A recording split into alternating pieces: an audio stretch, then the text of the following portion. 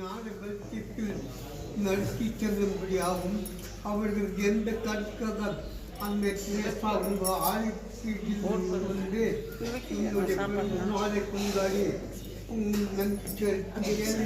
தருணம் செய்கிறார்களோ அந்த கருத்துக்கள் நிறைவேறும்படியாகவும் வாழ்வில் உள்ள முன்னேற்றம் அடையும்படியாகவும் ரஷ்யாவுடைய கருத்துக்கு நன்றி கூறி உங்களுக்கு கேள்விப்படுகிறோம்.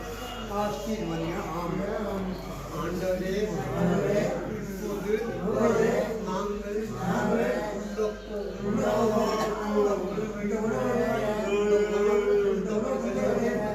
எங்களையும் எங்கள் மத சிஸ்டம் ஆசீர்வதிக்கும்படியாக வேண்டுகின்றோம்.